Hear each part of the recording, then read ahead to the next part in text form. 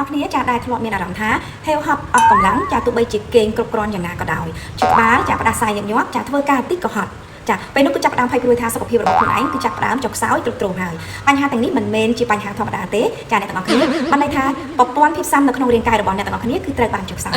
ចានៅក្នុងអាហារសុខភាពអាតូមីហេម៉ូហ៊ីមចាត្រូវបានបង្កើតឡើងដោយគម្រោងស្រាវជ្រាវនិងជីវបច្ចេកវិទ្យារបស់វិទ្យាស្ថានស្រាវជ្រាវថាមពលអាតូមិកកូរ៉េដែលបង្កើតបានជាអាហារសុខភាពមួយជួយពង្រឹងប្រព័ន្ធភាពស៊ាំនៃសារពាង្គកាយដែលចំណាយពេលចាអស់រយៈពេលរហូតដល់8ឆ្នាំដែលចែកចាយទៅកាន់ចាប្រទេសជុំវិញពិភពលោកនោះរហូតដល់19ប្រទេសផងដែរដែលគិតត្រឹមតែឆ្នាំ2023ប៉ុណ្ណោះហេមហ៊ីមត្រូវបានបង្កើតឡើងដោយសារធាតុផ្សំថ្មីដែលចម្រាញ់ចេញពីរុក្ខជាតិចា Angelica ឆុងកុង Pedonia ដែលទាញយកជាមួយនឹងសារធាតុផ្សំនីមួយៗដែលទទួលស្គាល់លើមុខងារប្រព័ន្ធភាពស៊ាំចាជាមួយនឹងវិធីសាស្ត្របង្កើតថ្មីចាដែល